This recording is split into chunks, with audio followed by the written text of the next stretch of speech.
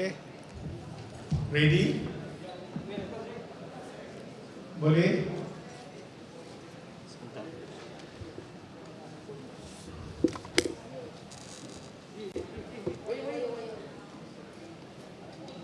Okey, saya rasa saya boleh mulakan.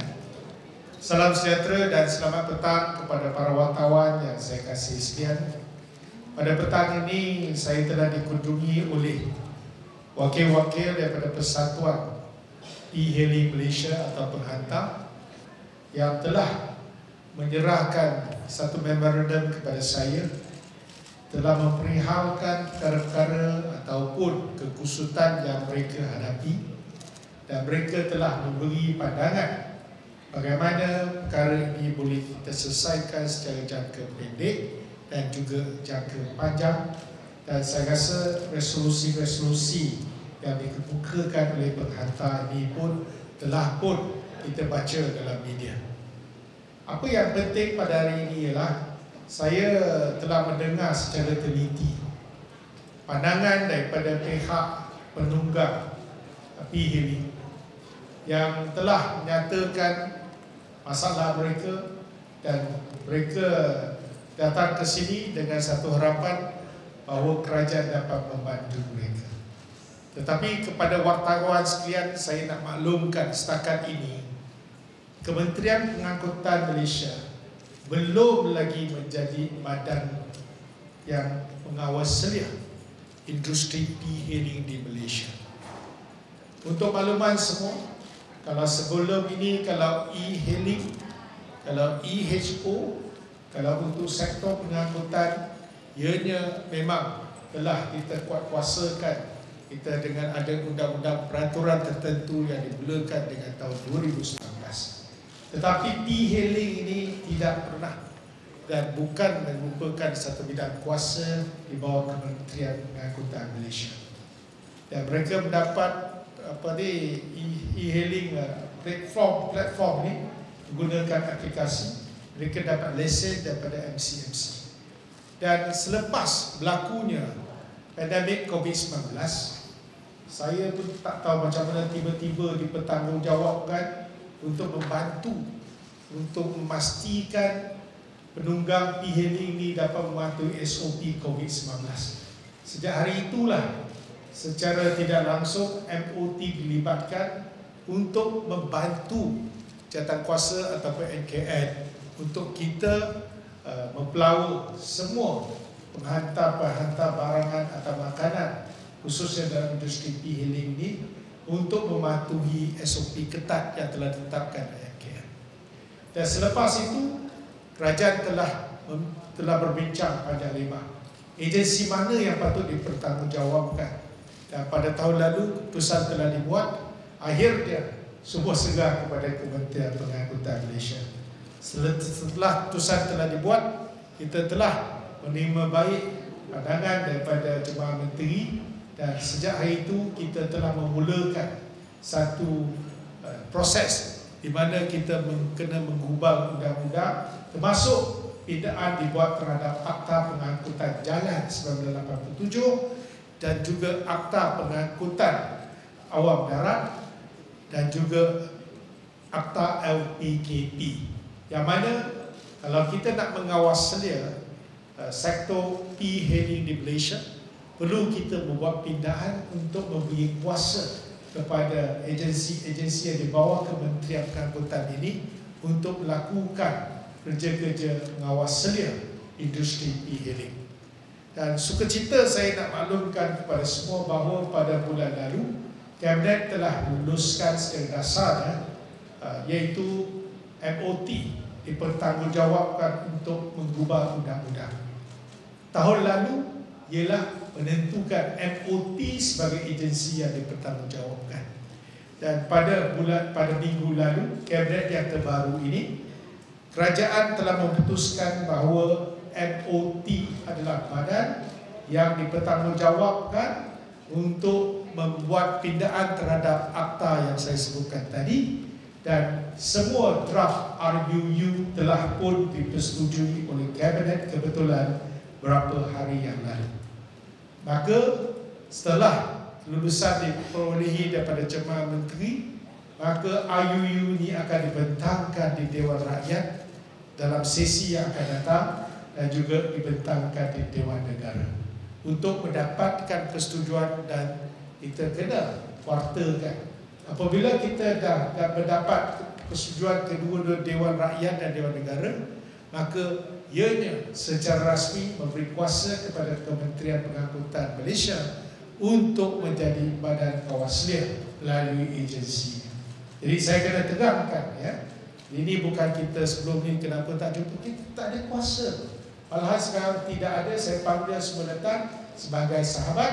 Saya juga memanggil semua wakil syarikat e-hailing operator, pengendali EHO, ini datang untuk nak dengar sama-sama runutan rintihan yang telah disampaikan oleh mereka yang terlibat, iaitu penunggang e-hailing. Pada petang ini, ianya juga merangkumi sekumpulan lagi wakil-wakil daripada e-hailing drivers, pemandu e-hailing, yang mana mereka juga memberi sedikit pandangan tentang masalah yang mereka hadapi untuk mereka menjadi pemandu e-hailing, khususnya setelah sepadan kita dibuka sejak 1 April yang lalu. Maka kita mendengar dua pihak, satu ialah penunggang e-hailing, kedua ialah pemandu e-hailing, dan dihadiri bersama oleh syarikat, wakil-wakil syarikat utama EHO di Malaysia. Jadi saya secara ringkas saja nak beritahu bahawa Kementerian Pengangkutan Malaysia sentiasa mendengar denyut nadi rakyat dan akan melakukan yang terbaik dalam melindungi kebajikan dan kesejahteraan keluarga Malaysia, khususnya melibatkan industri pengangkutan dan logistik, termasuk mereka dalam sektor ekonomi gig yang semakin berkembang di Malaysia. Justru itu, Mesyuarat Jemaah Menteri pada 5 Ogos 2022 telah bersetuju supaya kerajaan melalui MOT dan agensi-agensi di bawahnya, iaitu Agensi Pengangkutan Awam Darat, Lembaga Pelesenan Kenderaan Perdagangan LPKP Negeri Sabah dan Negeri Sarawak, untuk turut mengawasi perkhidmatan kenderaan barangan yang disediakan oleh sesuatu perniagaan penghantaran, terutamanya yang menggunakan motosikal atau dinamakan perkhidmatan e-hailing. Selain bagi memastikan sektor perkhidmatan ini berdaya saing dan kompetitif untuk tempoh masa panjang, pengawasliaan juga bertujuan menjaga kebajikan penunggang dan pemandu kenderaan yang terlibat. Antara lain, syarat-syarat pengawasliaan seperti keperluan mempunyai perlindungan insurans bagi penunggang dan pemandu, kawalan kepada tahap pengoperasian, syarat pelesenan, kawalan tahap keselamatan kenderaan, dan kawalan kompetensi penunggang dan pemandu akan ditetapkan. Bagi tujuan pengawasliaan dan juga penetapan peraturan terlibat, Jemaah Menteri telah bersetuju supaya pindaan dilaksanakan ke atas Akta Pengangkutan Jalan 1987, Akta 333, Akta Lembaga Pelesenan Kenderaan Perdagangan 1987, Akta 334, dan Akta Pengangkutan Awam Darat 2010, iaitu Akta 715. Pindaan ini juga mengambil kira pandangan pelbagai pihak berkepentingan.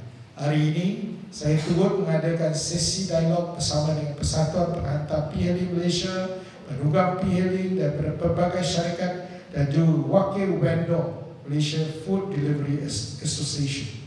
Beberapa wakil gerakan gabungan e-hailing Malaysia, iaitu Persatuan Kebajikan Pekerja Industri E-hailing Malaysia, Grab Drivers Malaysia Association, Persatuan Kebajikan Perkhidmatan Penghantar Bermotosikal Perak, Koperasi Juru Pandu Teksi Kubrahat, Indian E-hailing Drivers Malaysia, ASEAN Youth Leadership Forum, pemandu e-hailing termasuk di kalangan wanita turut bersama dalam sesi dialog ini.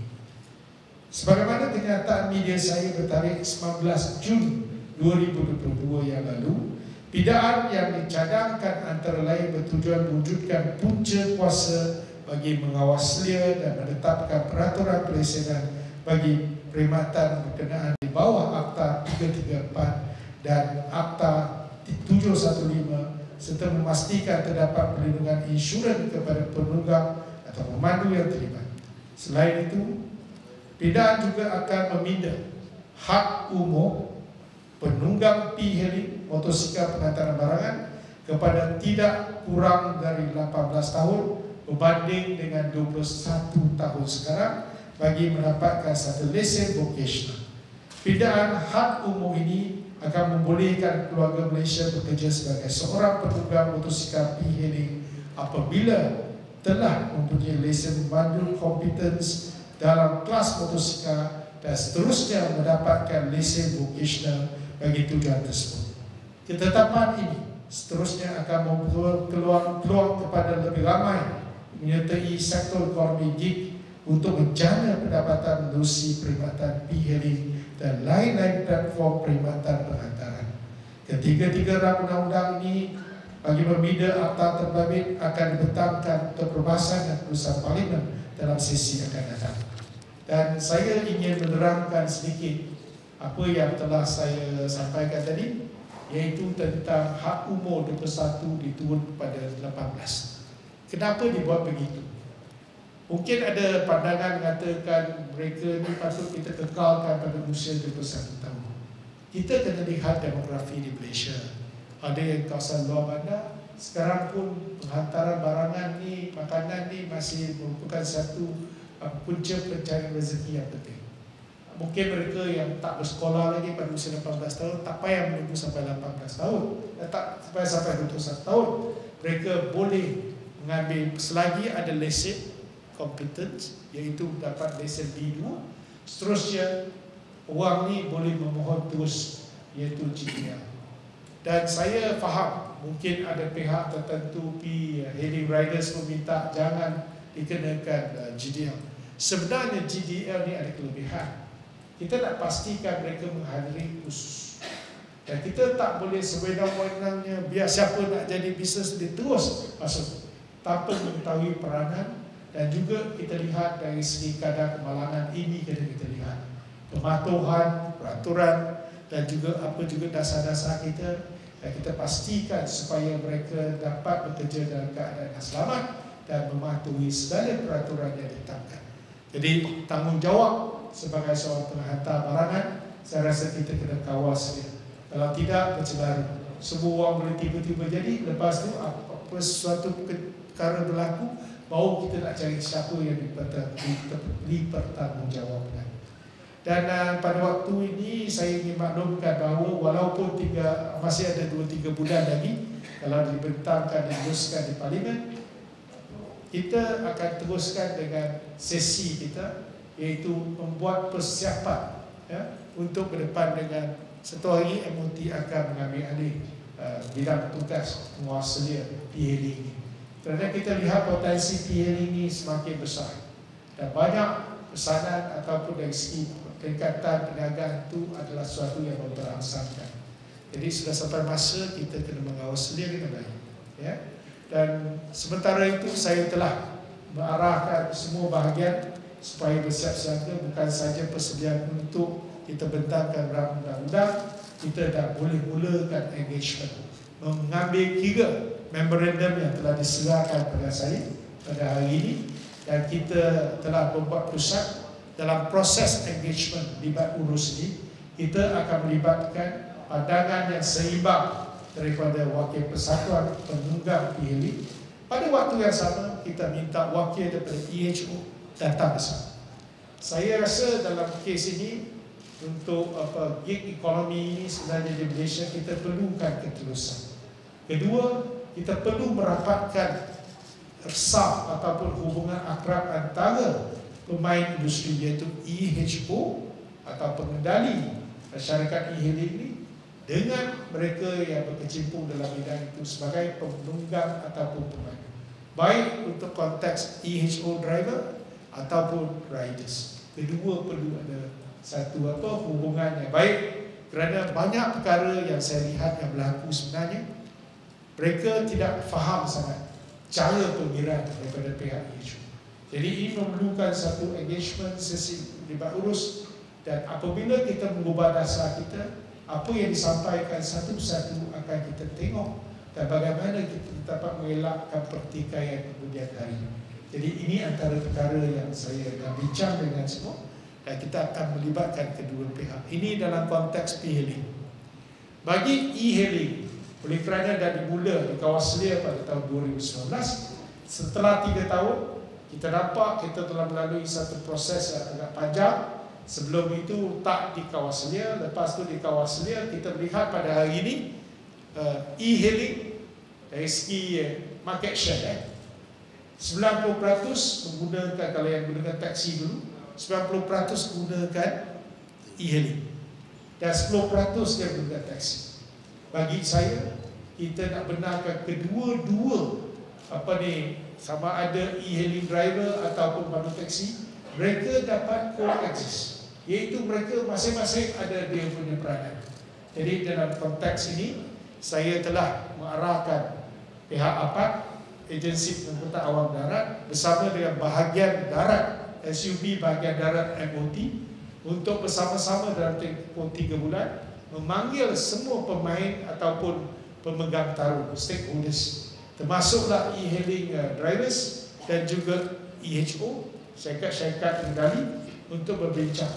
Kerana saya melihat ada kes tertentu dari segi surcharge, dari segi kadar lantai, ada juga mereka yang tidak faham sangat, dan ada penerangan yang perlu kita buat, dan sekiranya perlu ditambah baik, kita akan tengok, semak satu-satu. Tempoh semakan dasar yang ada, saya dah bagi pada pihak APAT dan juga bahagian darat, dan 3 bulan untuk engage kedua-dua pihak, dan akhirnya kita lihat apa penambahbaikan yang boleh kita buat. Itu untuk tugas Kawaselia yang sedia ada dalam bidang e-hailing drivers. So ini kita tak ada isu. Dan e-hailing tak ada kuasa lagi, tapi kita kena buat proses yang sama supaya garis padan yang kita keluarkan, macam mana perkiraan, berapa kilometer, macam mana dalam keadaan ini, bagaimana kebajikan mereka dapat dijaga, kesemua ini akan kita masukkan apabila kita nak keluarkan garis panduan kepada semua pihak.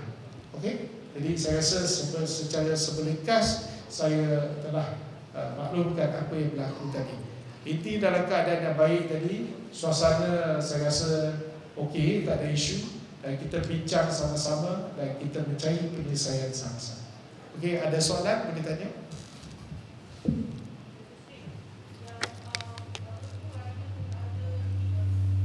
Apa? Tak dengar.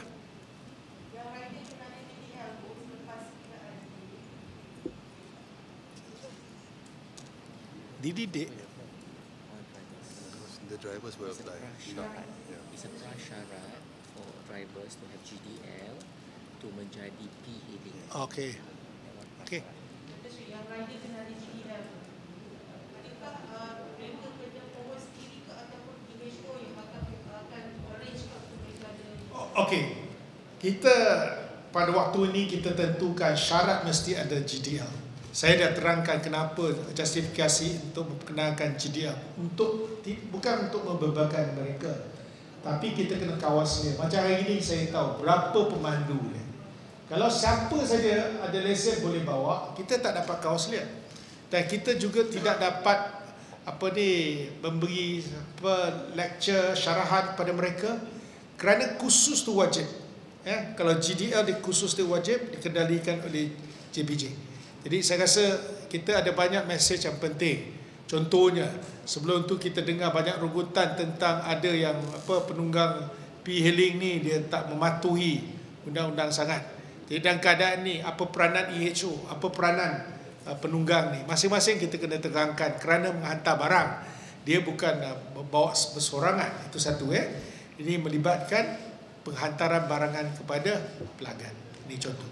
Dan sama ada kita gunakan secara melalui IHO atau kenakan GDL secara individu, akan kita tetapkan melalui peraturan kemudian. Kerana dalam kes ini kita pernah lihat dari segi pertama kapasiti kita, ya, untuk kita nak mengawal selia dan apa cara terbaik. Dan kedua, kita lihat dari segi practicality, mana yang terbaik. Okey, dan kedua-dua ni saya rasa kita akan bincang dan pihak APAD akan keluarkan garis panduan selepas ni.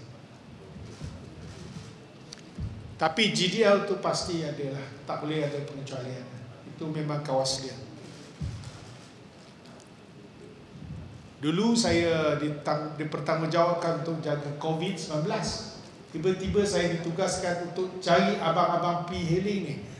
Tak ada nama. Senarai tak ada. Nak cari siapa? Cari syarikat. Syarikat pun masa itu dia tidak wajib untuk daftar di GDL. Tapi ada yang part time, ada yang full time, susah. Jadi mesti ada satu cara untuk mengawasi dia, jumlahnya berapa. Kita sentiasa memantau taraf ataupun seseorang itu sama ada aktif atau tidak. Okey. Ini terpulang sebab bisnes dia berkembang. Kalau kita kata P-Hailing ni makin rancak, sekarang pun kita ramailah. Tapi ada yang buka berhenti, ada yang dapat kerja-kerja lain, lepas tu P-Hailing sejak ada driver pun dia, lepas tu dia kata tak drive, hujung minggu dia pergi bawa. We don't have the GDL figure because belum. Kita tidak ada figure lagi, GDL kerana tak mula lagi, kan? Faham, kan? So saya minta beritahu pada kawan-kawan, bukan kita nak susahkan. Saya kalau tak boleh dapat data, tak tahu siapa macam mana dah daftar, itu memang tak boleh dapat kita kawasan. Syarikat boleh kita tahu berapa, tapi siapa yang bekerja tu kita kena tahulah. Biasalah sebagai agensi kena tahu apa yang sebenarnya berlaku. Kalau tingkah laku apa mereka yang menjadi penunggang tu ada sesuatu yang menyalahi undang-undang, bagaimana kita nak mencari orang ni? Saya rasa macam-macam kita boleh ni. Kalau dia melanggar peraturan, kita cari EHO juga. Macam mana you punya orang kena kejar macam tu? Contohnya lah, sebab dia pakai trip dia kena pecut. Itu kita cari. Kalau itu tak kena, kita kena gunakan cara kita untuk kebaikan rakyat jelata. Bukan kerja masa saja, tetapi ada banyak aspek yang perlu kita lihat. Dan mereka sama-sama bertanggungjawab. Kalau tingkah laku penunggang ni dia bawa secara tak betul, kita mesti ada cara bagaimana mengawasi. Okey? 5 hari bulan 8 minggu lepas, rider melakukan offline ataupun secara berjemaah. Soalan saya, apakah ini cara yang betul menurut pandangan Datuk Seri? Sebenarnya setelah saya mendengar ada mogok tu, saya sendiri yang secara sukarela, saya tak apa, bang, you nak jumpa kita jumpa. Walaupun saya bukan menteri yang dipertanggungjawabkan, ya. Walaupun isu tu mengenai Akta Pekerja 1955 itu tentang sok-sok. Saya nak beritahu, sebenarnya tahun lalu saya sendiri yang minta KSU, Kementerian Pengangkutan, bincang dengan KSN. Untuk apa? Saya lihat masa itu, masa COVID, ramai yang atas jalan ni adalah penunggang P-Hailing. Dan kita minta wujudkan satu skim perlindungan menggunakan PKSO. Saya masih ingat satu program dianjurkan di IY. Saya pergi dan saya buat pengumuman RM13.10 sebulan. Kemudian setahun RM157.20 dan akhirnya kita dapat subsidi kerajaan, ya, 80%. Dan inilah cara kita membantu. Kalau kita lihat dulu mereka tak ada perlindungan, tak ada insurans, ataupun apabila mereka terlibat dalam kemalangan, mereka tak dibayar apa-apa. Ini sekurang-kurangnya kita bantu. Itu contoh, kan? Itu belum lagi kita berani. Dan selepas ni saya rasa apa juga masalah kita berunding. Sebab bukan kata dia tak boleh jumpa kita, bukan. Ini agensi ini belum lagi. Ini bukan bidang tugas Kementerian Pengangkutan. Tapi saya merelakan diri untuk bincang sama-sama. Saya rasa kita dalam kerajaan kolektif, kita dengar. Saya sendiri beritahu Yang Amat Berhormat Perdana Menteri perkara ini. Dia kata elok sebab apa, masa kabinet kebetulan hari itu kita luluskan undang-undang. Tapi saya belum sempat diberi kuasa kerana tak lagi melalui proses parlimen. Tapi saya rasa okey lah, it's a matter of time, kita kena berjumpa, kita bincang. Jadi untuk kumpulan ni, kepada abang-abang P-Hailing, apa masalah lepas ni kalau melibatkan MOT, cari kita bincang sama-sama. Yang baik kita terima. Kalau apa salah faham, minta e-hailing diterangkan. Saya nampak komunikasi tak berapa kena. Contoh bulan 6 Jun. Tadi saya pun difahamkan syarikat tu ada masalah dari segi perkiraan. Kalau benda tu tak diterangkan dengan jelas, mesti ada salah faham. Bila ada salah faham, maki hamun akan berlaku. Dia pun tak puas hati kerana bonus yang sepatutnya diterima tak ada. Sebab ada kesilapan teknikal itu yang menyebabkan akhirnya menjurus kepada apa yang berlaku pada hari ini. Jadi kita kena elakkan, kita mengambil iktibar ini. Jadi apa juga di Malaysia ni jarang kita pergi jalanan, mogok. Tapi kita bincang secara baik, secara bertamadun pada hari ini sebagai platform terbaik. Dan bila Perdana Menteri menghantar sepol dia untuk berjumpa, bermaksud kita nak bincang secara damai. Walaupun saya tak lagi dapat kuasa untuk buat regulasi, tetapi saya juga mengatakan bahawa saya nak melibatkan diri dengar pandangan apa salahnya kita dengar sekarang. Esok pun kita jadi bidang tugas kita juga, ya. Jadi saya rasa komen ni sama mereka lakukan, kita faham sentimen itu, kita faham kenapa mereka buat begitu. Mungkin mereka yang terlibat tu memang marah, tapi akhirnya sudah direktifai oleh pihak IHO. Jadi macam-macam. Saya rasa perkara ini tidak diulangi dan kita perlukan hubungan lebih akrab antara IHO dengan penunggang e-hailing. Ini yang patut. Ya, kita sebagai referee, kita panggil dua-dua, kalau tak betul kita tegur pada IHO. Ya, kalau penunggang minta sesuatu yang tak kena, kita kata kita kena patuh kepada apa yang telah dipersetujui. Dan akhirnya kita tak nak membebankan rakyat. Kalau apa juga kita naik, akhirnya kos siapa tanggung, kita kena tengok. Jadi sebagai kerajaan kita tengok semua aspek. Pertama, melindungi pengguna. Pada waktu yang sama, kita kebajikan e-hailing riders kita kena jaga. Dan kita tak nak bunuh ekonomi, gig ekonomi.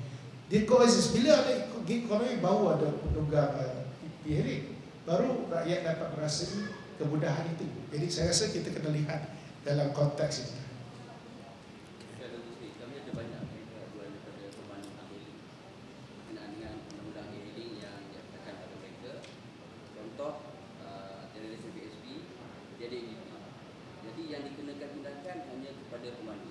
Untuk setakat ini saya nak tahu daripada APAD, ada tak kena tindakan? Sebab ada bukti-bukti yang menyatakan ada syarikat tidak ada EBP. Saya boleh mengesahkan bahawa sebelum jurucakap itu menyampaikan aduan di sini, saya telah mendapat laporan daripada Ketua Pengarah APAD, surat tunjuk sebab telah diberikan pada syarikat berkenaan dan tunjukkan kenapa yang EBP tak ada masih boleh buat. Okey, kita dalam ruang lingkup undang-undang yang ada, kita tegas. Yang ini kita tak berkompromi. Okay? Jadi saya nak tengok dalam kes ini, apa jawapan mereka, dan APAD akan mengambil tindakan sewajarnya sekiranya mereka melanggar peraturan. Itu memang jalan. Dan pada waktu yang sama, saya seperti mana yang saya katakan, dan tempoh 3 bulan, saya bagi APAD dengan bahagian darat semakkan dasar yang kita buat.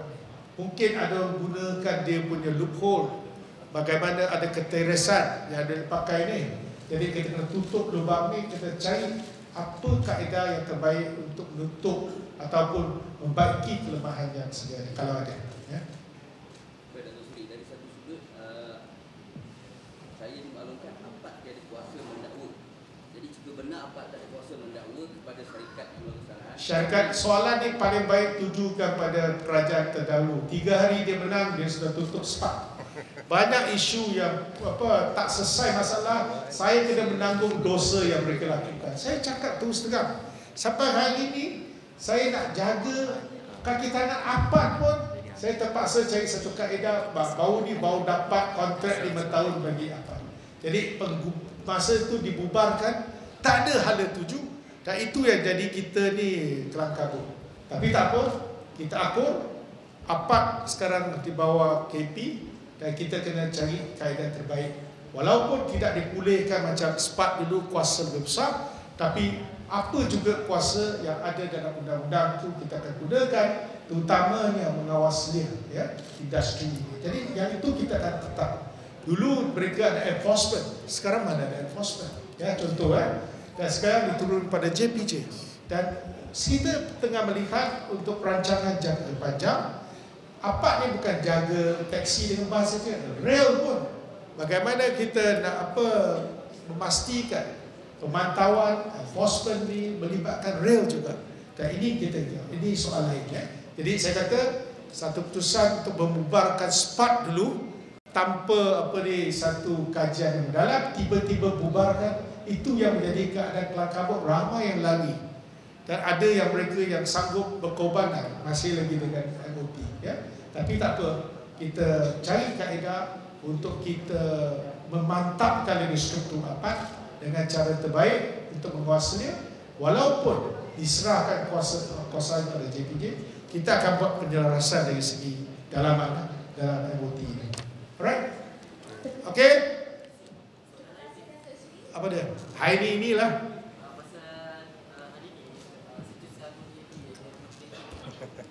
Apalah, ini jangan politik, sebab saya biasanya sebagai Menteri Pengangkutan, saya tak pernah kritik mantan. Tak apa. Saya nak pegang rekod ni, tak apa. Biar kita profesional, politik kita boleh bicara semua. Yang ini saja, kalau ada apa-apa, sudah cukup dah, sebab penunggang PHD semua tunggu jawapan kita ni. Saya nak minta hari ini bagi kredit kepada semua, termasuk Wakil Persatuan, EHO, semua bagi muka datang. Menteri tak ada kuasa tapi panggil semua datang. Ya? Jadi ini cara terbaik kita bermusyawarah, selesaikan masalah secara damai. Okey? Terima kasih. Thank you.